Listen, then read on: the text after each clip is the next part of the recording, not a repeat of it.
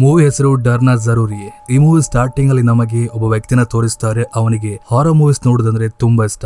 ಆ ರಾತ್ರಿ ಅವನು ನೈಟ್ ಶೋ 9:15 9:15 ಮನೆಯಿಂದ ಹೊರಡ್ತಾನೆ. ಆವಾಗ ಅವನ ಅಮ್ಮ ಕೇಳ್ತಾರೆ, ಇಷ್ಟೊತ್ತಿಗೆ ಎಲ್ಲಿ ಹೋಗ್ತಿದ್ಯಾ ಅಂತ. ಅವನು ಹೇಳ್ತಾನೆ, ಮೂವಿಗೆ ಅಂತ. ಆದ್ರೆ 9:30 ಶೋ ಇರುವುದು, ನೀ ಹೋಗ್ಲಿಕ್ಕೆ ಅರ್ಧ ಗಂಟೆ ಬೇಕು, ಹೇಗೆ ಹೋಗ್ತೀಯ ಅಂತ. ಅದಕ್ಕೆ ಮಗ ಹೇಳ್ತಾನೆ, ಶಾರ್ಟ್ ಕಟ್ ಇದೆಯಲ್ಲ, ಸ್ಮಶಾನ ದಾರಿ, ಅದ್ರ ಮೂಲಕ ಹೋಗ್ತೇನಂತ. ಅದನ್ನ ಕೇಳಿ ಇವರಿಗೆ ಶಾಕ್ ಆಗುತ್ತೆ. ಇವ್ರು ಹೇಳ್ತಾರೆ, ಇವತ್ತು ಅಮಾವಾಸ್ಯೆ ಬೇರೆ, ಸ್ಮಶಾನ ದಾರಿ ಮೂಲಕ ಹೋದ್ರೆ ಅಲ್ಲಿ ಮೋಹಿನಿ ಕಾಟ ಇರುತ್ತೆ, ನಿನಗೆ ತೊಂದರೆ ಆಗುತ್ತೆ, ಹೋಗ್ಬೇಡ ಅಂತ ತುಂಬ ಸಲ ವಾರ್ನ್ ಮಾಡ್ತಾರೆ. ಬಟ್ ಮಗ ಕೇಳುವುದಿಲ್ಲ. ಅವನು ಆ ದಾರಿ ಮೂಲಕ ಹೋಗೇ ಬಿಡ್ತಾನೆ. ಹೋಗುವಾಗ ಅವನಿಗೆ ಯಾವುದೇ ರೀತಿ ಎಕ್ಸ್ಪೀರಿಯನ್ಸ್ ಆಗುವುದಿಲ್ಲ. ಅವನು ಅಲ್ಲಿದ್ದ ಸಮಾಧಿ ಹತ್ರ ಎಲ್ಲ ಮಾತಾಡ್ತಾ ತಮಾಷೆ ಮಾಡಿಕೊಂಡು ಹೋಗ್ತಾನೆ. ಆನಂತರ ಮೂವಿ ನೋಡ್ತಾನೆ. ಮೂವಿ ಅವನಿಗೆ ಜಾಸ್ತಿ ಇಷ್ಟ ಆಗೋದಿಲ್ಲ. ಆದರೆ ಅಲ್ಲಿದ್ದ ಒಂದು ಶಾಪಲ್ಲಿ ಹೋಗಿ ಆವಾಗವಾಗ ಹಣ ಕೊಟ್ಟು ತುಂಬ ತಿಂಡಿಯನ್ನು ಖರೀದಿ ಮಾಡ್ತಿದ್ದ. ಮೂವಿಯೆಲ್ಲ ಮುಗಿದಾದ ನಂತರ ಮತ್ತೆ ಪುನಃ ಅದೇ ದಾರಿ ಮೂಲಕ ಬರ್ತಾನೆ. ಬಟ್ ಇವಾಗ ಸಿಚುವೇಶನ್ ಬೇರೆ ಆಗಿತ್ತು. ಅವನು ಮಶಾನದೊಳಗೆ ಎಂಟರ್ ಆಗ್ತಿದ್ದಾಗೆ, ಅವನು ನಡೀತಿದ್ದಾಗಲ್ಲ ಗೆಜ್ಜೆ ಶಬ್ದ ಕೇಳೋಕೆ ಸ್ಟಾರ್ಟ್ ಆಗಿತ್ತು. ಅವನು ನಿಂತಾಗ ಆ ಶಬ್ದ ಸ್ಟಾಪ್ ಆಗ್ತಿತ್ತು. ಇವನಿಗೆ ಅರ್ಥ ಆಗುದಿಲ್ಲ ಏನಾಗ್ತಿದೆ ಅಂತ. ಸೊ ಗಾಬರಿಲಿ ಅವನು ಓಡೋಕೆ ಸ್ಟಾರ್ಟ್ ಮಾಡ್ತಾನೆ. ಆವಾಗ ಇನ್ನೂ ಕೂಡ ಆ ಶಬ್ದ ಜಾಸ್ತಿ ಆಗುತ್ತಾ ಹೋಗುತ್ತೆ. ಯಾರೋ ತನ್ನ ಹಿಂದೆಯಿಂದ ಹಿಂಬಾಲಿಸ್ತಿದ್ದಾಗೆ ಅವನಿಗೆ ಭಾಸವಾಗುತ್ತೆ. ಹಾಗೆ ಓಡ್ತಾ ಓಡ್ತಾ ಒಂದ್ ಕಡೆ ಬಿದ್ದುಬಿಡ್ತಾನೆ. ನೋಡಿದ್ರೆ ನಾವು ಮರತಾಗಿ ಅವನು ಬಿದ್ದಿರ್ತಾನೆ. ಅನಂತರ ಅಲ್ಲಿಂದ ಎದ್ದೋಗಿ ಏನೋ ಮಾಡಿ ಅಂತೂ ಇಂತೂ ಅವನಿಗೆ ಆ ಸ್ಮಶಾನದ ಎಕ್ಸಿಟ್ ಗೇಟ್ ತೋರಿ ಬರುತ್ತೆ. ಇವನು ಇನ್ನೇನು ಆ ಗೇಟ್ ತೆಗೆದು ಹೋಗಬೇಕು. ಆವಾಗ ಸಡನ್ ಆಗಿ ಅವನ ಮುಂದೆ ಒಂದು ಆತ್ಮ ಬರುತ್ತೆ. ಆ ಆತ್ಮನ ಕಂಡ ಕೂಡಲೇ ಅವನಿಗೆ ಹಾರ್ಟ್ ಅಟ್ಯಾಕ್ ಆಗಿ ಅವನು ಆ ಸ್ಪಾಟಲ್ಲೇ ಸತ್ತೋಗ್ಬಿಡ್ತಾನೆ. ಅವನಾಗೆ ಬಿದ್ದ ಕೂಡಲೇ ಅವನ ಪ್ಯಾಂಟ್ ಜೇಬಿಂದ ಚಿಲ್ಲರೆಗಳು ಉದುರೋಕೆ ಸ್ಟಾರ್ಟ್ ಆಗುತ್ತೆ. ಆವಾಗ ಅವನಿಗೆ ಭಾಸವಾಗುತ್ತೆ, ಆವಾಗಷ್ಟೇ ಕೇಳಿದ ಶಬ್ದ ಗೆಜ್ಜೆ ಶಬ್ದ ಬೇರೆ ಯಾವುದೂ ಅಲ್ಲ, ಇದೇ ಚಿಲ್ಲರೆಗಳು ಮಾಡಿದಂಥ ಶಬ್ದ ಅಂತ. ಹಾಗೆ ಅವನು ಕಂಡಂಥ ಆತ್ಮ ನಿಜವಾದ ಆತ್ಮ ಅಲ್ಲ, ಅದು ಇದೇ ಮೂವಿಯ ಪೋಸ್ಟರ್ ಅಂತ. ಹಾಗೆ ಆ ಕತೆ ಕೂಡ ಅಲ್ಲಿಗೆ ಎಂಡ್ ಆಗುತ್ತೆ. ಇದಾದ ನಂತರ ಇದೇ ಮೂವಿಲಿ ಮತ್ತೊಂದು ಕತೆನ ತೋರಿಸ್ತಾ ಹೋಗ್ತಾರೆ. ಈ ಕಥೆಯಲ್ಲಿ ಸುಮಾರು ಜನ ಮಕ್ಕಳು ಒಂದು ಟ್ರಿಪ್ಗೆ ಅಂತ ಹೋಗಿರ್ತಾರೆ. ಅದರಲ್ಲಿ 5 ಜನ ಮಕ್ಕಳು ಮಾತ್ರ ರೆಸಾರ್ಟ್ ಅಲ್ಲಿ ರೆಸ್ಟ್ ಮಾಡೋ ಬದಲು ಏನೋ ಒಂದು ಅಡ್ವೆಂಚರ್ ಮಾಡ್ಬೇಕಂತ ಅವರು ಕಾಡನ್ನ ಸುತ್ತಕ್ಕೆ ಹೋಗ್ತಾರೆ. ಸುತ್ತ ಸುತ್ತ ಸಂಜೆ ಆಗುತ್ತೆ, ಅವರಿಗೆ ದಾರಿ ತಪ್ಪೋಗುತ್ತೆ. ಹಾಗೆ ರಾತ್ರಿ ಆಗುತ್ತೆ ಕೂಡ. ಆಗ ಅವರ ಕಣ್ಣಿಗೆ ಭಯಾನಕವಾದ ಒಂದು ಬಂಗ್ಲೆ ತೋರಿ ಬರುತ್ತೆ. ಇವರು ಅದನ್ನ ಎಕ್ಸ್ಪ್ಲೋರ್ ಮಾಡ್ಬೇಕಂತ ಹೋಗ್ತಾರೆ.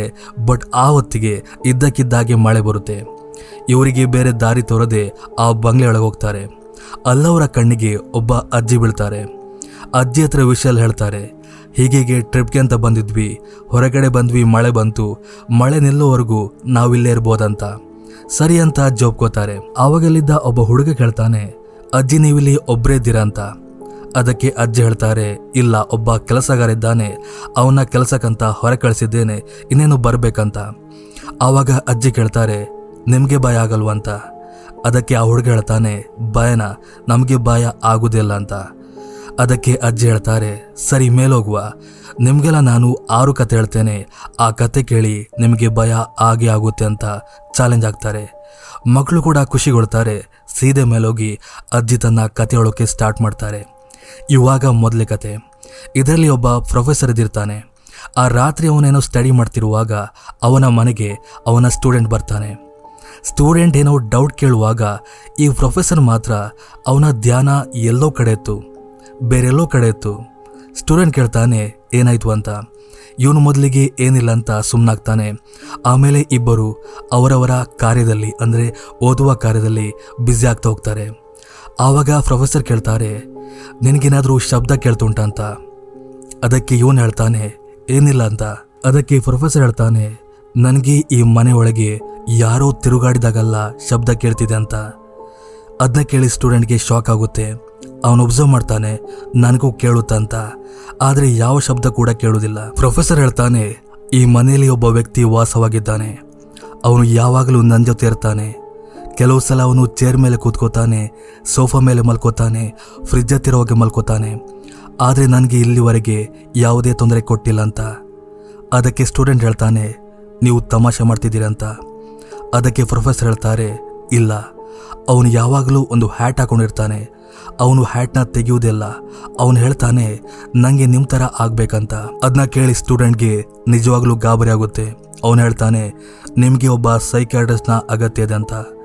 ಅದಕ್ಕೆ ಪ್ರೊಫೆಸರ್ ಹೇಳ್ತಾರೆ ಇಲ್ಲ, ನೀನಿದನ್ನ ನಂಬ್ತಿಲ್ಲ ತಾನೆ, ನೀನು ಆ ವ್ಯಕ್ತಿನ ನೋಡ್ಬೇಕಂತ ಅವನ್ನ ಕೈ ಹಿಡಿದು ಮಿರರ್ ಹತ್ತಿರ ಕರ್ಕೊಂಡು ಹೋಗ್ತಾನೆ. ಶಾಕಿಂಗ್ಲಿ ಆ ಮಿರರಲ್ಲಿ ಪ್ರೊಫೆಸರ್ ಬದಲಾಗಿ ಅದೇ ಹ್ಯಾಟ್ ಹಾಕೊಂಡಿರುವ ಆ ವ್ಯಕ್ತಿದಿರ್ತಾನೆ, ಅಂದ್ರೆ ಭೂತ ಇದ್ದಿರುತ್ತೆ. ಹಾಗೆ ಆ ಕಥೆಯಲ್ಲಿಗೆ ಎಂಡ್ ಆಗುತ್ತೆ. ಅದಾದ ನಂತರ ಪ್ರೆಸೆಂಟ್ಗೆ ಬರುತ್ತೆ. ಆ ಗುಂಪಲ್ಲಿದ್ದ ಒಬ್ಬ ಹುಡುಗ ನನಗೆ ಟಾಯ್ಲೆಟ್ಗೆ ಹೋಗ್ಬೇಕಂತ ಸೀದಾ ಹೋಗ್ತಾನೆ. ಇನ್ನುಳಿದ ಮಕ್ಕಳು ಹೇಳ್ತಾರೆ ಹೋದವ್ರು ಹೋಗ್ಲಿ, ಕತೆನ ಕಂಟಿನ್ಯೂ ಮಾಡಿ ಅಂತ. ಸರಿ ಅಂತ ಅಜ್ಜಿ ಎರಡನೇ ಕತೆ ಹೇಳೋಕೆ ಸ್ಟಾರ್ಟ್ ಮಾಡ್ತಾರೆ. ಈ ಕಥೆಯಲ್ಲಿ ಮಧ್ಯರಾತ್ರಿಲಿ ಒಬ್ಬ ವ್ಯಕ್ತಿ ತನ್ನ ಗಾಡಿ ಹಾಳಾಯಿತು ಅಂತ ಯಾರೊಬ್ಬ ಅನ್ನೊಂದು ಮನೆ ಹೋಗಿ ನಾಕ್ ಮಾಡ್ತಾನೆ. ಆ ಮನೆಯಿಂದ ಒಬ್ಬ ಹುಡುಗಿ ಬರ್ತಾಳೆ. ಹುಡುಗಿ ಒಂದು ಕೇಳ್ತಾಳೆ ಏನಾಯ್ತು ಅಂತ.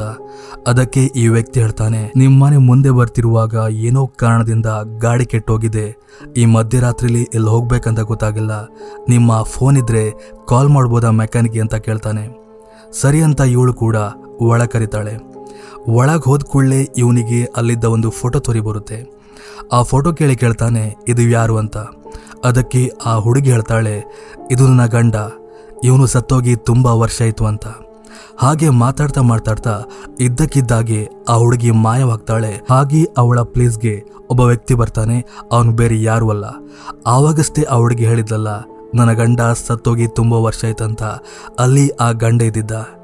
ಇವನ್ನ ಕಂಡು ಅವನು ಜೋರು ಮಾಡ್ತಾನೆ ನಿಮ್ಮನ್ನ ಮನೆಯೊಳಗೆ ಬಿಟ್ಟಿದ್ದು ಯಾರು ಅಂತ. ಅದಕ್ಕೆ ಆ ವ್ಯಕ್ತಿ ಹೇಳ್ತಾನೆ ನಿಮ್ಮ ಹೆಂಡತಿ ಅಂತ. ಆ ಮಾತು ಕೇಳಿ ಇವನು ಬೈತಾನೆ ನೀವು ತಮಾಷೆ ಮಾಡ್ತಿದ್ದೀರಂತ. ಯಾಕೆ ಅಂತ ಕೇಳಿದಾಗ ಆ ಗಂಡ ಹೇಳ್ತಾನೆ ನನ್ನ ಹೆಂಡತಿ ಸತ್ತೋಗಿ ತುಂಬ ವರ್ಷ ಆಯಿತು ಅಂತ. ನಿಜವಾಗ್ಲೂ ಇವನಿಗೆ ಸಿಡಿದು ಬಡದಾಗೆ ಭಾಸವಾಗುತ್ತೆ. ಹಾಗೆ ಇದ್ದಕ್ಕಿದ್ದಾಗೆ ಅಲ್ಲಿದ್ದ ಮೆಟ್ಲಲ್ಲಿ ಅದೇ ಹುಡುಗಿ ತೋರಿ ಬರ್ತಾಳೆ. ಆಮೇಲೆ ಗೊತ್ತಾಗುತ್ತೆ ಅದು ಗಂಡ ಹೆಂಡತಿ ಸೇರ್ಕೊಂಡು ಮಾಡಿದಂಥ ಒಂದು ಪ್ರ್ಯಾಂಕ್ ಅಂತ. ಆ್ಯಕ್ಚುಲಿ ಇಬ್ಬರು ಕೂಡ ಬದುಕಿದ್ದಾರೆ, ಅವರಿಗೆ ಬೋರ್ ಆಗ್ತಿತ್ತಂತ ಹೀಗೆ ಮಾಡಿದ್ದಾರೆ. ಆ್ಯಂಡ್ ಮತ್ತೊಂದು ವಿಷಯ ಏನಪ್ಪ ಅಂದರೆ ಅವರಿಬ್ಬರು ಮಧ್ಯರಾತ್ರಿ ಕುಳಿತು ಓಜಾ ಬೋರ್ಡ್ ಮೂಲಕ ಆತ್ಮಗಳನ್ನ ಕರಿತಿದ್ರು ಅಂತ. ಅನಂತರ ಆ ಅನ್ನೊಂದು ವ್ಯಕ್ತಿಗೆ ಗಂಡ ಹೆಂಡತಿ ಡ್ರಿಂಕ್ಸ್ನ ಆಫರ್ ಮಾಡ್ತಾರೆ. ಅವ್ರು ಹೇಳ್ತಾರೆ ನನಗೆ ಒಬ್ಬ ಸತ್ತೋಗಿರೋ ಮೆಕ್ಯಾನಿಕ್ ಆತ್ಮ ಗೊತ್ತಿದೆ, ಅವನ ಬೇಕಾದರೆ ಕರೆದು ನಿಮಗೆ ಹೆಲ್ಪ್ ಮಾಡ್ತೇನಂತ ಆ ಕಾರ್ಯಕ್ಕೆ ಮುಂದಾಗ್ತಾನೆ. ಸೊ ಹೀಗೆ ಮಾಡ್ತಾ ಆ ಗಂಡ ಹೆಂಡತಿ ಇಬ್ಬರು ಮತ್ತೊಂದ್ಸಲ ಪ್ರ್ಯಾಂಕ್ ಮಾಡ್ತಾರೆ. ಅಂದರೆ ಆ ಗಂಡ ಹೇಳ್ತಾನೆ ನನ್ನ ಹೆಂಡತಿ ನಿಜವಾಗ್ಲೂ ಬದುಕಿಲ್ಲ ಅಂತ ಅವಳನ್ನ ಎಲ್ಲೋ ಬಚ್ಚಿ ಕೂರಿಸಿ ಒಂದು ರೀತಿ ಪ್ರ್ಯಾಂಕ್ ಮಾಡ್ತಾರೆ. ಅದಾದ ನಂತರ ರಿವೀಲ್ ಮಾಡಿ ಇದು ಪ್ರ್ಯಾಂಕ್ ಅಂತ ನಗ್ತಾರೆ. ಬಟ್ ಈ ವ್ಯಕ್ತಿಗೆ ಅದು ಇರಿಟೇಟ್ ಆಗುತ್ತೆ. ಅವನು ಮತ್ತು ಕೋಪಗೊಳ್ತಾನೆ. ಹಾಗೆ ಇಲ್ಲಿಂದ ಹೋಗ್ತೇನಂತ ಅಲ್ಲಿಂದ ಹೋಗ್ಲಿಕ್ಕೆ ಮುಂದಾಗ್ತಾನೆ. ಆವಾಗ ದಂಪತಿಗಳು ಅವನ್ನ ತಡೆದು ಆ ಗಂಡ ಹೇಳ್ತಾನೆ ನಾನು ಈ ಕೂಡಲೇ ಹೋಗಿ ಮೆಕ್ಯಾನಿಕ್ ಕರ್ಕೊಂಡು ಬರ್ತೇನಂತ ಮನೆಯಿಂದ ಹೊರಗೆ ಹೋಗ್ತಾನೆ. ಅವನು ಮನೆಯಿಂದ ಹೊರಗೋಗಿದ ಒಂದೇ ನಿಮಿಷದಲ್ಲಿ ಹೊರಗಿಂದ ಒಂದು ಅವನ ಕಿರುಚಾಟದ ಶಬ್ದ ಕೇಳಿ ಬರುತ್ತೆ. ಅದನ್ನ ಕಂಡು ಹೆದರಿ ಈ ಹೆಂಡತಿ ಓಡಿ ಹೋಗ್ತಾಳೆ. ಅಲ್ಲಿ ಆ ಗಂಡ ಕಾರ್ ಹತ್ತಿರ ನಿಂತು ಶಾಕ್ ಆಗಿ ನಿಂತಿದ್ದ. ಈ ಹೆಂಡತಿ ಹೋಗಿ ನೋಡಿದಾಗ ಅವಳಿಗೆ ಕೂಡ ಶಾಕ್ ಆಗುತ್ತೆ. ಯಾಕಂದ್ರೆ ಮನೆ ಮುಂದಿದ್ದ ಕಾರಲ್ಲಿ ಒಬ್ಬ ವ್ಯಕ್ತಿ ಸತ್ತು ಬಿದ್ದಿದ್ದ. ಆ ವ್ಯಕ್ತಿ ಬೇರೆ ಯಾರು ಅಲ್ಲ, ಒಳಗಿದ್ನಲ್ಲ ಅದೇ ವ್ಯಕ್ತಿ. ಎಸ್, ಆಕ್ಚುಲಿ ಆ ವ್ಯಕ್ತಿ ಸತ್ತು ಭೂತವಾಗಿ ಅಲ್ಲಿ ಬಂದಿದ್ದ. ಅವನಲ್ಲಿ ಬಂದಿರೋದಕ್ಕೆ ಕಾರಣ ಅವರಿಬ್ಬರು ಓಜಾ ಬೋರ್ಡ್ ಮೂಲಕ ಗೇಮ್ನ ಆಡ್ತಿದ್ರು, ಅದಕ್ಕೋಸ್ಕರ ಆತ್ಮ ಬಂದಿತ್ತು. ಹಾಗೆ ಆ ಕಥೆಯಲ್ಲಿಗೆ ಎಂಡ್ ಆಗುತ್ತೆ. ಆ ಕಥೆ ಎಂಡ್ ಆಗ್ತಿದ್ದಾಗೆ ಆವಾಗಷ್ಟೇ ಟಾಯ್ಲೆಟ್ಗೆ ಹೋಗಿದಂಥ ಹುಡುಗಿ ವಾಪಸ್ ಬರ್ತಾಳೆ. ಬಟ್ ಅವಳು ನಾರ್ಮಲ್ ಆಗಿರೋದಿಲ್ಲ, ದೆವ್ವ ಥರ ಬಿಹೇವ್ ಮಾಡ್ತಿದ್ಲು. ಹಾಗೆ ನಾರ್ಮಲ್ ಆಗಿ ಬಂದು ಕೂರ್ತಾಳೆ. ಆವಾಗ ಮತ್ತೊಬ್ಬ ಹುಡುಗ ಟಾಯ್ಲೆಟ್ಗೆ ಅಂತ ಹೋಗ್ತಾನೆ. ಅಲ್ಲವನಿಗೆ ಅದೇ ಹುಡುಗಿಯ ಆವಾಗಷ್ಟೇ ಟಾಯ್ಲೆಟ್ಗೆ ಹೋಗಿದ್ಲಲ್ಲ ಆ ಹುಡುಗಿಯ ಶವ ತೋರಿ ಬರುತ್ತೆ. ಉಳಿದ ಮಕ್ಕಳು ಹೇಳ್ತಾರೆ ಹೋದವ್ರು ಹೋಗ್ಲಿ, ಕತೆ ಸ್ಟಾರ್ಟ್ ಮಾಡಿ ಅಂತ. ಅಜ್ಜಿ ಇವಾಗ ಮೂರನೇ ಕತೆ ಹೇಳೋಕೆ ಸ್ಟಾರ್ಟ್ ಮಾಡ್ತಾರೆ. ಈ ಕಥೆಯಲ್ಲಿ ಒಬ್ಬ ಕಪಲ್ ಇರ್ತಾರೆ. ವಿಶ್ವಾಸ್ ಅಂತ ಗಂಡನ ಹೆಸರು. ಆ ದಿನ ಸಂಡೇ ಆಗಿರುತ್ತೆ. ಗಂಡ ಹೆಂಡತಿ ಮಕ್ಕಳು ಎಲ್ಲೋ ಹೋಗ್ಬೇಕಂತ ರೆಡಿ ಆಗ್ತಿರ್ತಾರೆ. ಆವಾಗ ಡೋರ್ ಬೆಲ್ ಆಗುತ್ತೆ. ನೋಡಿದರೆ ಒಬ್ಬ ವ್ಯಕ್ತಿ ಬಂದಿರ್ತಾನೆ. ಅವನ ಹೆಸರು ಪ್ರಭಾಕರ್ ಅಂತ. ಬಂದ ಕೂಡಲೇ ಕೂತ್ಕೊಂಡು ತುಂಬ ಕ್ಲೋಸ್ ಆಗಿ ಮಾತಾಡೋಕೆ ಸ್ಟಾರ್ಟ್ ಮಾಡ್ತಾನೆ. ಅವನು ಯಾರಂತ ರಿವೀಲ್ ಮಾಡೋದಿಲ್ಲ. ಅವನು ಲೈಫ್ನ ಸಿದ್ಧಾಂತದ ಬಗ್ಗೆ ಮಾತಾಡೋಕೆ ಸ್ಟಾರ್ಟ್ ಮಾಡ್ತಾನೆ. ಲೈಫ್ ಈಸ್ ಶಾರ್ಟ್, ಯಾವಾಗ ಏನು ಬೇಕಾದರೂ ಆಗ್ಬೋದಂತ. ಆಮೇಲೆ ಗೊತ್ತಾಗುತ್ತೆ ಅವನೊಬ್ಬ ಇನ್ಶೂರೆನ್ಸ್ ಏಜೆಂಟ್ ಅಂತ. ಆದರೆ ವಿಶ್ವಾಸ್ಗೆ ಇಷ್ಟ ಆಗೋದಿಲ್ಲ. ನಮಗೆ ಯಾವ ಪಾಲಿಸಿ ಕೂಡ ಬೇಡ, ನೀವು ಹೋಗಿ ಅಂತ ಅವನ್ನ ಕಳಿಸ್ಲಿಕ್ಕೆ ಮುಂದಾಗ್ತಾನೆ. ಆದರೆ ನಮಗೆಲ್ಲ ಗೊತ್ತೇ ಇದೆ ಒಬ್ಬ ಏಜೆಂಟ್ ಯಾವ ರೀತಿ ಕನ್ವಿನ್ಸ್ ಮಾಡ್ತಾರಂತ. ಇವನು ತುಂಬಾ ಥರದಲ್ಲಿ ಕನ್ವಿನ್ಸ್ ಮಾಡೋಕೆ ಟ್ರೈ ಮಾಡ್ತಾನೆ. ಆದರೆ ವಿಶ್ವಾಸ್ಗೆ ಇರಿಟೇಟ್ ಆಗಿ ಅವನ ಫೋರ್ಸ್ಫುಲ್ ಆಗಿ ಮನೆಯಿಂದ ಹೊರ ಕಳಿಸ್ತಾನೆ. ಆವಾಗ ಡೋರ್ ಬೆಲ್ ಆಗುತ್ತೆ. ನೋಡಿದರೆ ಯಾರು ಕುಡಿದಿರೋದಿಲ್ಲ. 2ನೇ ಟೈಮ್ ಬೆಲ್ ಆದಾಗ ಆ ವ್ಯಕ್ತಿ ಇದ್ದಿರ್ತಾನೆ. ವಿಶ್ವಾಸ್ ಕೇಳ್ತಾನೆ, ಆವಾಗ ಬೆಲ್ ಮಾಡಿದ್ದು ನೀವೇ ಅಂತ. ಅದಕ್ಕೆ ಅವನು ಹೇಳ್ತಾನೆ ಇಲ್ಲ ಅಂತ. ಇವರಿಗೆ ಶಾಕ್ ಆಗುತ್ತೆ. ಇದನ್ನೇ ಒಂದು ಟ್ರಂಪ್ ಕಾರ್ಡಾಗಿ ಇಟ್ಕೊಂಡು ಆ ವ್ಯಕ್ತಿ ಹೇಳ್ತಾನೆ, ನೋಡಿ ನಿಮ್ಮ ಲೈಫಲ್ಲಿ ಯಾರು ಬೇಕಾದರೂ ಬಂದು ನಿಮ್ಮನ್ನ ಕೊಲೆ ಮಾಡ್ಬೋದಂತ ಅವನ ಬ್ಯಾಗಲ್ಲಿದ್ದ ಪಿಸ್ತೂಲ್, ವಿಷ ಹಾಗೆ ಹಗ್ಗನ್ನೆಲ್ಲ ತೆಗೆದು ಈ ರೀತಿ ಸಾವಾಗುತ್ತೆ, ನೀವು ಪಾಲಿಸಿ ಮಾಡಿ ಅಂತ ರಿಕ್ವೆಸ್ಟ್ ಮಾಡ್ತಾನೆ. ಆದರೆ ವಿಶ್ವಾಸ್ ಮಾತ್ರ ನಿಜವಾಗ್ಲೂ ಕೋಪಗೊಂಡು ಅವನಿಗೆ ಬಾಯಿ ಬಂದಾಗ ಬೈತಾನೆ. ಅದರಿಂದ ಆ ಏಜೆಂಟ್ಗೆ ಕೂಡ ಕೋಪ ಬಂದು ಅವನು ಪಿಸ್ತೂಲ್ ಮೂಲಕ ಇವನಿಗೆ ಶೂಟ್ ಮಾಡೋಕೆ ಹೋಗ್ತಾನೆ. ಆಮೇಲೆ ನಾರ್ಮಲ್ ಆಗ್ತಾನೆ. ಒಂದು ರೀತಿ ಹೇಳಬೇಕಂದ್ರೆ ಸೈಕೋ ಥರ ಆ ವ್ಯಕ್ತಿ ಬಿಹೇವ್ ಮಾಡ್ತಿದ್ದ. ಆ್ಯಂಡ್ ಲಾಸ್ಟ್ಗೆ ಗಲಾಟೆ ಜಾಸ್ತಿ ಆಗಿ ಅವರಿಬ್ಬರ ಮಧ್ಯೆ ಗಲಾಟೆ ಸ್ಟಾರ್ಟ್ ಆಗುತ್ತೆ. ಆ ಗಲಾಟೆಯಲ್ಲಿ ಇದ್ದಕ್ಕಿದ್ದಾಗೆ ಒಂದು ಬುಲೆಟು ಫೈರ್ ಆಗುತ್ತೆ. ಅದರಿಂದ ಆ ಪ್ರಭಾಕರ್ ಇನ್ಶೂರೆನ್ಸ್ ಏಜೆಂಟ್ ಸತ್ತೋಗ್ತಾನೆ. ಹಾಗೆ ಆ ಕಥೆಯಲ್ಲಿ ಎಂಡ್ ಆಗುತ್ತೆ. ಅದಾದ ನಂತರ ಟಾಯ್ಲೆಟ್ಗೆ ಹೋದ ಹುಡುಗ ವಾಪಸ್ ಬಂದ್ರೆ ಬಾರಿಕೆ ಆಗ್ತಿದೆ ಅಂತ ಒಬ್ಬ ಹುಡುಗಿ ಹೊರಗೆ ಹೋಗ್ತಾಳೆ. ಆ್ಯಂಡ್ ಇಲ್ಲಿಂದ ಮತ್ತೊಂದು ಕತೆ ಶುರುವಾಗುತ್ತೆ. ಈ ಕಥೆಯಲ್ಲಿ ಒಬ್ಬ ಬಾಲಿವುಡ್ ಡೈರೆಕ್ಟರ್ನ ತೋರಿಸ್ತಾರೆ. ಅವನ ಹೆಸರು ಕರಣ್ ಚೋಪ್ಡಾ ಅಂತ. ಅವನಿಲ್ಲಿವರೆಗೆ ತುಂಬ ಲವ್ ಸ್ಟೋರಿ ಮಾಡಿದ್ದಾನೆ. ಆ್ಯಂಡ್ ಇವಾಗ ಒಂದು ಹಾರರ್ ಸ್ಟೋರಿ ಮಾಡಬೇಕಂತ ರೆಡಿ ಮಾಡ್ತಿರ್ತಾನೆ. ಎಲ್ಲ ಕೂಡ ಆಗಿತ್ತು, ಆದರೆ ಕ್ಲೈಮ್ಯಾಕ್ಸ್ ಬರಬೇಕಾಗಿತ್ತು. ಅದಕ್ಕೋಸ್ಕರ ಅವನು ತನ್ನ ಫಾರ್ಮ್ ಹೌಸ್ಗೆ ಹೋಗ್ತಾನೆ. ಖಂಡಾಲದಲ್ಲಿರುವ ಅವನ ಫಾರ್ಮ್ ಹೌಸ್. ಹೀಗೆ ಹೈವೇ ಮೂಲಕ ಕಾರಲ್ಲಿ ಹೋಗ್ತಿರುವಾಗ ಒಬ್ಬ ಹುಡುಗಿ ಅವನ ಕಾರಿಗೆ ಅಡ್ಡವಾಗಿ ನಿಂತು ಲಿಫ್ಟ್ ಕೇಳ್ತಾಳೆ. ಏನಾಯ್ತಂತ ಕೇಳಿದಾಗ ಹುಡುಗಿ ಹೇಳ್ತಾಳೆ, ನನ್ನ ಗಾಡಿ ಕೆಟ್ಟೋಗಿದೆ, ಖಂಡಾಳದವರೆಗೆ ಲಿಫ್ಟ್ ಕೊಡ್ಬೋದಂತ. ಇವನು ಕೂಡ ಅಲ್ಲೇ ಹೋಗ್ತಿದ್ದ ಕಾರಣ ಸರಿ ಬನ್ನಿ ಕೂತ್ಕೊಳ್ಳಿ ಅಂತ ಹೇಳ್ತಾನೆ. ಆದರೆ ಆ ಹುಡುಗಿಗೆ ಅವನ್ನ ಕಂಡ ಕೂಡಲೇ ಗೊತ್ತಾಗುತ್ತೆ ಇವನೊಬ್ಬ ಡೈರೆಕ್ಟರ್ ಅಂತ. ಅವಳಿಗೆ ತುಂಬ ಖುಷಿಯಾಗಿ ಹೊಗಳ್ತಾಳೆ, ನಿಮ್ಮೆಲ್ಲ ಮೂವಿನ ಕೂಡ ನೋಡಿದ್ದೇನೆ, ಆದರೆ ಲಾಸ್ಟ್ ಮೂವಿನ ನೋಡೋಕ್ಕಾಗಿಲ್ಲ ಅಂತ ಅವಳು ಖರೀದಿ ಮಾಡಿದಂಥ ಟಿಕೆಟ್ನ ತೋರಿಸ್ತಾಳೆ. ಯಾಕೆ ಅಂತ ಕೇಳಿದಾಗ ಅವಳ ಹತ್ರ ಉತ್ತರ ಇದ್ದಿರೋದಿಲ್ಲ. ಅದಾದ ನಂತರ ಅವಳು ಕೇಳ್ತಾಳೆ ನೆಕ್ಸ್ಟ್ ಮೂವಿ ಯಾವುದಂತ. ಅದಕ್ಕೆ ಇವನು ಹೇಳ್ತಾನೆ, ನೆಕ್ಸ್ಟ್ ಒಂದು ಹಾರರ್ ಮೂವಿ ಮಾಡ್ಬೇಕಂತಿದ್ದೀನಿ, ಸ್ಟೋರಿ ರೆಡಿ ಇದೆ, ಕ್ಲೈಮ್ಯಾಕ್ಸ್ ಬರೀಬೇಕಂತಾನೆ ನನ್ನ ಫಾರ್ಮ್ ಹೌಸ್ಗೆ ಹೋಗ್ತಿದ್ದೇನಂತ. ಸ್ಟೋರಿ ಕೇಳ್ಬೋದಂತ ಇವಳು ಕೇಳಿದಾಗ ಅವನು ಹೇಳ್ತಾ ಹೋಗ್ತಾನೆ, ಹೈವೇಲಿ ಹೋಗ್ತಿದ್ದ ಕಾರ್ಗಳನ್ನ ಅಡ್ಡ ಹಾಕಿ ಒಬ್ಬ ಪಿಶಾಚಿ ಮೋಹಿನಿ ಎಲ್ಲರನ್ನ ಕೊಂದಾಗ್ತಿದ್ಲು, ಇದು ಆ್ಯಕ್ಚುಲಿ ಮೂವಿ ಕತೆ ಅಂತ. ಅದನ್ನ ಕೇಳಿ ಆ ಹುಡುಗಿ ಹೇಳ್ತಾಳೆ, ಇದು ನಂದೇ ಕತೆ ಅಲ್ಲ ಅಂತ. ಅವನಿಗೆ ಶಾಕ್ ಆಗುತ್ತೆ. ಆವಾಗ ಹುಡುಗಿ ಹೇಳ್ತಾಳೆ, ಸುಮಾರು ವರ್ಷಗಳ ಹಿಂದೆ ಇದೇ ಹೈವೇ ಮೂಲಕ ನಾ ಹೋಗ್ತಿದ್ದಾಗ ನನ್ನ ಸಾವು ಇಲ್ಲಾಯಿತು. ಅದಾದ ನಂತರ ನಾನು ಎಲ್ಲರ ಹತ್ರ ಲಿಫ್ಟ್ ಕೇಳಿ ಅವ್ರನ್ನೆಲ್ಲ ಕೊಲ್ತಾ ಬರ್ತಿದ್ದೇನಂತ. ಅದನ್ನ ಕೇಳಿ ನಿಜವಾಗ್ಲೂ ಇವನಿಗೆ ಶಾಕ್ ಆಗುತ್ತೆ. ಒಂದು ಕ್ಷಣ ಅವನು ಹೆದರಿ ದಿಗಿಲಾಗಿ ಹೋಗ್ತಾನೆ. ಆದರೆ ಆಮೇಲೆ ಆ ಹುಡುಗಿ ನಗ್ತಾಳೆ, ಇದೆಲ್ಲ ನಾ ಮಾಡಿದ್ದು ಪ್ರ್ಯಾಂಕ್, ಇದನ್ನೆಲ್ಲ ಸೀರಿಯಸ್ ಆಗಿ ತಗೋಬೇಡಿ ಅಂತ. ಆ್ಯಂಡ್ ಅವನು ಕೂಡ ಸುಮ್ಮನಾಗ್ತಾನೆ. ಅನಂತರ ಅವನು ಹೇಳ್ತಾನೆ, ನನ್ನ ಫಾರ್ಮ್ ಹೌಸ್ ಇಲ್ಲೇ ಇದೆ, ನೀವಲ್ಲಿ ಬಂದು ರೆಸ್ಟ್ ಮಾಡ್ಬೋದು ಹಾಗೆ ಅಂತ ಒಂದು ಆಫರ್ ಕೊಡ್ತಾನೆ. ಸರಿ ಅಂತ ಅವರಿಬ್ಬರು ಅಲ್ಲಿ ಹೋಗ್ತಾರೆ. ಹೋಗುವಾಗ ರಾತ್ರಿ ಆಗಿರುತ್ತೆ. ಹೋದಾದ ನಂತರ ಇದ್ದಕ್ಕಿದ್ದಾಗೆ ಮನೆಯೊಳಗಿನ ಲೈಟ್ ಆಫ್ ಆಗುತ್ತೆ. ಹಾಗೆ ಆ ಹುಡುಗಿ ಒಮ್ಮೆಲೆ ದೆವ್ವವಾಗಿ ಬದಲಾಗ್ತಾಳೆ. ಅವಳು ಹೇಳ್ತಾಳೆ, ನಾನು ಆವಾಗಷ್ಟೇ ಹೇಳಿದ ಕತೆ ನಿಜ, ನೀನು ಸುಳ್ಳಂತ ಅನ್ಕೊಂಡಿರ್ಬೋದು, ಒಮ್ಮೆ ಯೋಚನೆ ಮಾಡು, ನಾನು ನಿನ್ನ ಹತ್ರ ಲಿಫ್ಟ್ ಕೇಳುವಾಗ ನನ್ನ ಗಾಡಿ ಕೆಟ್ಟೋಗಿತ್ತು ಅಂತ ಹೇಳಿದ್ದೆ, ಆದರೆ ಒಂದು ಅಬ್ಸರ್ವ್ ಮಾಡಿದ್ಯಾ, ಅಲ್ಲಿ ಅಕ್ಕಪಕ್ಕದಲ್ಲಿ ಯಾವುದಾದ್ರೂ ಗಾಡಿ ಇತ್ತ ಅಂತ. ಇವನು ಥಿಂಕ್ ಮಾಡ್ತಾನೆ. ಆವಾಗ ಅವನಿಗೆ ಗೊತ್ತಾಗುತ್ತೆ ಅಲ್ಲಿ ಯಾವುದೇ ಗಾಡಿ ಇದ್ದಿರೋದಿಲ್ಲ, ಈ ಹುಡುಗಿ ಆ್ಯಕ್ಚುಲಿ ದೆವ್ವ ಅಂತ. ಹಾಗೆ ಆ ಹುಡುಗಿ ಕಿಟಕಿ ಹತ್ತಿರ ಬಂದರು ತನ್ನ ಪಾಸ್ಟನ್ನು ಹೇಳೋಕೆ ಶುರು ಮಾಡ್ತಾಳೆ. ಸುಮಾರು ವರ್ಷಗಳ ಹಿಂದೆ ನಾನು ಆ ಹೈವೇ ಮೂಲಕ ಹೋಗ್ತಿರುವಾಗ ಕೆಲವು ಜನ ಒಂದು ನನ್ನ ಅಡ್ಡ ಹಾಕಿ ನನ್ನ ಮಾನಭಂಗ ಮಾಡಿ ನನ್ನ ಕೊಂದಾಕಿದ್ರು. ನನ್ನ ಜೀವ ಇದೆಯಾ ಇಲ್ವಾ ಅಂತ ಏನು ಕೂಡ ನೋಡದೆ ನನ್ನ ಅಲ್ಲೇ ಸಾಯ್ಕೆ ಬಿಟ್ಟು ಹೋದ್ರು. ಅದಾದ ನಂತರ ನನ್ನ ಆತ್ಮ ಜಾಗೃತವಾಗಿ ಆ ಪ್ಲೇಸಲ್ಲಿ ಯಾರೇ ಹೋಗ್ತಿದ್ರು ಅವ್ರ ಹತ್ರ ಲಿಫ್ಟ್ ಕೇಳಿ ನಂತರ ಅವ್ರನ್ನ ಕೊಂದಾಗ್ತಿದ್ದೆ. ಯಾಕಂದರೆ ಎಲ್ಲ ಗಂಡಸರು ಕೂಡ ಒಂದೇ ಅಂತ ಅವಳು ತನ್ನ ವಿಕಾರವಾದ ರೂಪವನ್ನು ಇವನಿಗೆ ತೋರಿಸ್ತಾಳೆ. ಅದನ್ನ ಕಂಡು ಅವನಲ್ಲೇ ಎದೆಡ್ಕೊಂಡು ಬಿದ್ದೋಗ್ಬಿಡ್ತಾನೆ. ಆವಾಗ ಇದ್ದಕ್ಕಿದ್ದಾಗ ಹುಡುಗಿ ಬಂದು, ಸರ್ ನಾನು ನಿಮ್ಮ ಮೂವಿಗೋಸ್ಕರ ಆಡಿಷನ್ ಕೊಡಲಿಕ್ಕೆ ಬಂದಿದ್ದೆ, ನಿಮ್ಮ ನೆಕ್ಸ್ಟ್ ಹಾರರ್ ಮೂವಿಗೆ ಒಬ್ಬ ಹೀರೋಯಿನ್ ಬೇಕು ಅಂತ, ಅದಕ್ಕೋಸ್ಕರ ಒಂದು ಸಣ್ಣ ಜಲ ಕೊಡುವಂತ ಲಿಫ್ಟ್ ಮೂಲಕ ಇಲ್ಲಿ ಬಂದು ನನ್ನ ಟ್ಯಾಲೆಂಟ್ನ ತೋರಿಸ್ದೆ, ಎದ್ದೇಳಿ ಸರ್ ಅಂತ ತುಂಬ ಅಳ್ತಾಳೆ. ಆದರೆ ಅಷ್ಟೊತ್ತಿಗಾಗಲೇ ಲೇಟಾಗಿ ಹೋಗಿತ್ತು. ಅವನು ಹಾರ್ಟ್ ಅಟ್ಯಾಕ್ ಆದ ಕಾರಣ ಅಲ್ಲೇ ತನ್ನ ಪ್ರಾಣ ಬಿಟ್ಟಿದ್ದ. ಅದಾದ ನಂತರ ಕತೆ ಮತ್ತೆ ಪ್ರೆಸೆಂಟ್ಗೆ ಬಂದು ಆವಾಗಷ್ಟೇ ಹೋಗಿದ್ದ ಹುಡುಗಿ ವಾಪಸ್ ಬರ್ತಾಳೆ. ಆ್ಯಂಡ್ ಮತ್ತೊಬ್ಬ ಹುಡುಗ ತನೂ ಕೂಡ ಬಾರಿಕೆ ಆಗ್ತಿದೆ ಅಂತ ಹೊರಗೆ ಹೋಗ್ತಾನೆ. ಆ್ಯಂಡ್ ಇಲ್ಲಿಂದ ಮತ್ತೊಂದು ಕತೆ ಸ್ಟಾರ್ಟ್ ಆಗುತ್ತೆ. ಈ ಕಥೆಯಲ್ಲಿ ಒಬ್ಬ ಹುಡುಗ ಮಧ್ಯರಾತ್ರಿಲಿ ತನ್ನ ಕಾರ್ ಮೂಲಕ ಪುಣೆಗೆ ಹೋಗ್ತಿರ್ತಾನೆ. ಮಳೆ ಬೇರೆ ಬರ್ತಿರುತ್ತೆ. ಹಾಗೋಗ್ತಿರುವಾಗ ಅವನ ದಾರಿಗೆ ಒಬ್ಬ ಹುಡುಗಿ ಇದ್ದಕ್ಕಿದ್ದಾಗೆ ಅಡ್ಡ ಬರ್ತಾಳೆ. ಇವನೇನೇನೋ ಆಕ್ಸಿಡೆಂಟ್ ಮಾಡಬೇಕು, ಆವಾಗ ಜಸ್ಟಲ್ಲಿ ಮಿಸ್ ಆಗಿ ಇವನೋಗಿ ಅವಳಿಗೆ ಗದರಿಸ್ತಾನೆ. ಹಾಗೆ ಅವಳ ಮುಖ ನೋಡಿದಾಗ ಅವನೊಂದ್ಸಲ ಸ್ಟನ್ ಆಗಿ ಹೋಗ್ತಾನೆ. ಆ ಸೀನಲ್ಲಿಗೆ ಎಂಡ್ ಆಗ್ತಿದ್ದಾಗೆ ನೆಕ್ಸ್ಟ್ ಸೀನಲ್ಲಿ ಅದೇ ಹುಡುಗ ಪೊಲೀಸ್ ಸ್ಟೇಷನ್ ಅಲ್ಲಿ ಇರುವುದನ್ನ ನಾವು ನೋಡ್ತೇವೆ. ಅವನಿಗೆ ಪ್ರಜ್ಞೆ ಬಂದಾಗ ಅವನಲ್ಲಿ ಯಾಕಿದ್ದಾನೆ, ಏನಾಗಿದೆ ಅಂತ ಏನು ಕೂಡ ಗೊತ್ತಿರೋದಿಲ್ಲ. ಪೊಲೀಸರು ಬಂದು ಅವನಿಗೆ ಹೊಡೆದಿರ್ತಾರೆ. ಇವನು ಕೇಳ್ತಾನೆ, ಏನಾಗಿದೆ, ನಾನೇನು ಮಾಡಿದೆ, ನಂಗೆ ನೆನಪಿಲ್ಲ ಅಂತ. ಆದರೆ ಪೊಲೀಸರು ಏನು ಕೂಡ ಮಾತಾಡದೆ ಇವನಿಗೆ ಒಂದೇ ಸಮನೆ ಹೊಡೆದಿರ್ತಾರೆ. ಹಾಗೆ ಅವ್ರು ಹೇಳ್ತಾರೆ, ನಿನ್ನೆ ರಾತ್ರಿ ಯಾಕೆ ಕೊಲೆ ಮಾಡಿದೆ, ಅವನ್ನ ಯಾಕೆ ಕೊಲೆ ಮಾಡಿದೆ ಅಂತ. ಅದನ್ನ ಕೇಳಿ ಇವನಿಗೆ ಶಾಕ್ ಆಗುತ್ತೆ.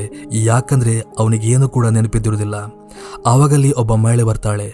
ಕೊಲೆ ಮಾಡಿದ ವ್ಯಕ್ತಿ ಇವನೇ ಅಂತ ಪೊಲೀಸ್ ಹೇಳಿದ ಕೂಡಲೇ ಅವನಿಗೆ ಹೋಗಿ ಇವಳು ಬಾರಿಸ್ತಾಳೆ, ಹೊಡಿತಾಳೆ, ನನ್ನ ಮಗನ ಯಾಕೆ ಕೊಂದೆ ಅಂತ. ಆದರೆ ಇವನಿಗೆ ಏನು ಕೂಡ ಅರ್ಥ ಆಗೋದಿಲ್ಲ. ಆವಾಗಿದ್ದಕ್ಕಿದ್ದಾಗೆ ಆ ಹುಡುಗನ ಮೈ ಮೇಲೆ ಒಂದು ಆತ್ಮ ಬರುತ್ತೆ. ಅದು ತನ್ನ ಹೆಸರನ್ನ ಸಂಧ್ಯಾ ಅಂತ ಹೇಳುತ್ತೆ. ಸಂಧ್ಯಾ ಅಂತ ಹೇಳಿದ ಕೂಡಲೇ ಆ ಮಹಿಳೆಗೆ ಶಾಕ್ ಆಗುತ್ತೆ. ಯಾಕಂದ್ರೆ ಸಂಧ್ಯಾ ಬೇರೆ ಯಾರು ಅಲ್ಲ, ಆ ಮಹಿಳೆಯ ಸೊಸೆ. ಆ ಸೊಸೆ ಹೇಳ್ತಾಳೆ, ನಾನು ನಿಮ್ಮನ್ನ ಅಮ್ಮನ ಥರ ನೋಡಿದ್ದೆ, ಇಡೀ ಫ್ಯಾಮಿಲಿನ ತುಂಬಾ ಚೆನ್ನಾಗಿ ನೋಡ್ಕೋತಿದ್ದೆ. ಆದ್ರೆ ನೀವೇನ್ ಮಾಡಿದ್ರಿ, ನನ್ನನ್ನೇ ಕೊಂದಾಕಿದ್ರಿ, ಅದಕ್ಕೋಸ್ಕರ ನಾನು ನಿಮ್ಮ ಮಗನ ಕೊಂದೆ ಅಂತ ಬಹಳ ವಿಚಿತ್ರವಾಗಿ ಹೇಳ್ತಿರ್ತಾಳೆ. ಅದು ಆ ಹುಡುಗನ ದೇಹದ ಮೂಲಕ. ಪೊಲೀಸರಿಗೆ ಅರ್ಥ ಆಗುದಿಲ್ಲ. ಪೊಲೀಸ್ ಅನ್ಕೋತಾನೆ ಇವನು ತಪ್ಪಿಸ್ಕೊಳ್ಳಿಕ್ಕೋಸ್ಕರ ನಾಟಕ ಮಾಡ್ತಿದ್ದಾನಂತ. ಆವಾಗ ಆತ್ಮ ಇದ್ದಕ್ಕಿದ್ದಾಗೆ ಆ ಪೊಲೀಸ್ ಮೇಲೆ ಬಂದು ತನ್ನಲ್ಲಿದ್ದ ಗನ್ ಮೂಲಕ ಆ ಮಹಿಳೆನ ಕೊಂದಾಕ್ತಾನೆ. ಪೊಲೀಸ್ಗೆ ಎಚ್ಚರವಾದಾಗ ಇವನಿಗೆ ಗೊತ್ತಾಗುತ್ತೆ ಇದು ಆತ್ಮದ ಕಾಟ ಅಂತ. ಅನಂತರ ಅವರಿಬ್ಬರು ಸೇರಿ ಆ ಮಹಿಳೆ ಶವನ ದಫನ್ ಮಾಡ್ತಾರೆ. ಹಾಗೆ ಆ ಹುಡುಗನ ಬಿಟ್ಟು, ನೀ ಪುಣೆಗೆ ತಾನೇ ಹೋಗ್ತಿದ್ಯಾ, ಹೋಗು, ಇಲ್ಲಿಂದ ಮೊದಲು ಹೋಗು ಅಂತ ಅವನ್ನ ಕಳಿಸಿಬಿಡ್ತಾರೆ. ಇವನು ಕಾರತ್ತಿ ಇನ್ನೇನು ಹೋಗ್ಬೇಕು, ಅಲ್ಲಿ ಅದೇ ಆತ್ಮ ಅವನ ಹಿಂದೆ ಕೂತಿರುತ್ತೆ. ನನ್ನ ಕೆಲಸ ಇನ್ನೂ ಕೂಡ ಬಾಕಿ ಇದೆ, ನಡೆಯುವಂತ. ಆಕ್ಚುಲ್ ಆಗಿ ಈ ಸ್ಟೋರಿ ಏನಪ್ಪಾ ಅಂದ್ರೆ ಅಮ್ಮ ಹಾಗೆ ಮಗ ಸೇರಿ ಮನೆಗೆ ಬಂದಿರುವ ಸೊಸೆಗೆ ಭೀಕರವಾಗಿ ಹಿಂಸೆ ಕೊಟ್ಟು ಕೊಂದಿದ್ರು. ಅವ್ರ ಮೇಲೆ ಸೇಡ್ ತೀರ್ಸ್ಕೊಳ್ಳಿಕ್ಕೋಸ್ಕರ ಅವಳ ಆತ್ಮ ಈ ಹುಡುಗನ ಮೇಲೆ ಬಂದು ಇಬ್ಬರನ್ನ ಕೊಲೆ ಮಾಡಿದೆ ಅಷ್ಟೇ. ಅದಾದ ನಂತರ ಕತೆ ಮತ್ತೆ ಪ್ರೆಸೆಂಟ್ಗೆ ಬರುತ್ತೆ. ಅಜ್ಜಿ ಹೇಳ್ತಾಳೆ, ನಂಗಿಲ್ಲಿಗೆ ಸಾಕಾಗಿದೆ, ಕತೆಗೀತೆ ಎಲ್ಲ ಸ್ಟಾಪ್ ಮಾಡುವ ಅಂತ. ಆವಾಗ ಹುಡುಗ ಕೇಳ್ತಾನೆ, ಆದರೆ ನೀವು ಹೇಳಿದ್ದು 5 ಕತೆ, ಇನ್ನೊಂದು ಕತೆ ಬಾಕಿ ಇದೆಯಲ್ಲ ಅಂತ. ಆವಾಗ ಅಜ್ಜಿ ಹೇಳ್ತಾಳೆ, ಕರೆಕ್ಟಾಗಿ ನೆನಪು ಮಾಡ್ಕೋ, ನೀವು ಈ ಮನೆ ಒಳಗೆ ಬಂದಾಗ್ಲೇ ನಾನು ಮತ್ತೊಂದು ಕತೆ ಕೂಡ ಹೇಳಿದ್ದೆ ಅಂತ. ಆದರೆ ಈ ಹುಡುಗಂಗೆ ಅರ್ಥ ಆಗೋದಿಲ್ಲ. ಅವನು ತನ್ನ ಪಕ್ಕದಲ್ಲಿ ಒಬ್ಸರ್ವ್ ಮಾಡ್ತಾನೆ. ಅವನ ಗೆಳೆಯರೆಲ್ಲರೂ ವಿಚಿತ್ರವಾಗಿ ದೇವವಾಗಿ ಕೂತಿರ್ತಾರೆ. ಹಾಗೆ ಇದ್ದಕ್ಕಿದ್ದಾಗೆ ಅವರೆಲ್ಲ ಮಾಯವಾಗ್ತಾರೆ. ಹಾಗೆ ಎದುರು ನಿಂತಿದ್ದ ಆ ಅಜ್ಜಿ ಕೂಡ ವಿಚಿತ್ರವಾಗಿ ನಗ್ತಾ ಅವಳು ಕೂಡ ಮಾಯವಾಗ್ತಾಳೆ. ಇವನಿಗೆ ಭಯವಾಗಿ ಅಲ್ಲಿಂದ ಎಸ್ಕೇಪ್ ಆಗ್ಲಿಕ್ಕೆ ನೋಡ್ತಾನೆ. ಆದರೆ ಸಾಧ್ಯವಾಗದೆ ಅಜ್ಜಿಯಿಂದ ಹತ್ಯೆ ಆಗ್ತಾನೆ. ಅದರ ನೆಕ್ಸ್ಟ್ ಡೇ ಬೆಳಗ್ಗೆ ಆದಾಗ ಪೊಲೀಸ್ ಆಫೀಸರ್ಗಳು ಅಲ್ಲಿ ಬಂದು ಚೆಕ್ ಮಾಡೋದನ್ನ ತೋರಿಸ್ತಾರೆ. ಅಲ್ಲವರಿಗೆ 5 ಜನ ಮಕ್ಕಳ ಶವ ತೋರಿ ಬರುತ್ತೆ. ಹಾಗೆ ಅವರೆಲ್ಲರ ಸಾವು ಭಯದಿಂದ ಆಗಿದೆ ಅಂತ ರಿಪೋರ್ಟ್ ಆಗುತ್ತೆ. ಆ ಮಕ್ಕಳ ಶವನೆಲ್ಲ ಅಲ್ಲಿಂದ ಟ್ರಾನ್ಸ್ಫರ್ ಮಾಡ್ತಿದ್ದಾಗ್ಲೇ ನಮಗೆ ಆ ಮಕ್ಕಳು ಮತ್ತೆ ಪುನಃ ಆ ಅಜ್ಜಿ ಹತ್ತಿರ ಕೂತು ಕತೆಗಳನ್ನ ತೋರಿಸ್ತಾ ಆ ಮೂವಿನಲ್ಲಿ ಎಂಡ್ ಮಾಡ್ತಾರೆ. ಆಕ್ಚುಲಿ ಮಕ್ಕಳು ಸ್ಟಾರ್ಟಿಂಗ್ ಅಲ್ಲಿ ಆ ಬಂಗ್ಲೆಗೆ ಬಂದಾಗಲೇ ಅದೊಂದು ಹಾಂಟೆಡ್ ಬಂಗ್ಲೆ ಆಗಿತ್ತು. ಅಲ್ಲಿದ್ದ ಅಜ್ಜಿ ಕೂಡ ಒಂದು ಆತ್ಮವಾಗಿತ್ತು. ಅಜ್ಜಿ ಕತೆ ಹೇಳ್ತಾ ಒಬ್ಬೊಬ್ಬ ಮಕ್ಕಳನ್ನೇ ಕೊಲ್ತಾ ಬರ್ತಿದ್ರು ಆ್ಯಂಡ್ ಅವರು ಕೂಡ ಆತ್ಮಗಳಾಗ್ತಾ ಬರ್ತಿದ್ರು. ಇದು ಆಕ್ಚುಲಿ ಈ ಮೂವಿಯ ಕತೆ. ನಿಜವಾಗ್ಲೂ ಮೂವಿ ಚೆನ್ನಾಗಿದೆ, ಕೇಳೋದಕ್ಕಿಂತ ನೋಡೋದ್ರಲ್ಲೇ ಮಜಾ ಜಾಸ್ತಿ. ಯೂಟ್ಯೂಬಲ್ಲಿ ಈ ಮೂವಿ ಲಭ್ಯವಿದೆ, ನೀವು ಹೋಗಿ ನೋಡ್ಬೋದು. ಸೊ ಇದಿಷ್ಟು ಇವತ್ತಿನ ಕತೆ. ಮತ್ತೊಂದು ಕತೆ ಒಟ್ಟಿಗೆ ಮತ್ತೆ ಸಿಗ್ತೀನಿ. ಅಲ್ಲಿವರೆಗೂ ಥ್ಯಾಂಕ್ ಯು ಫಾರ್ ವಾಚಿಂಗ್.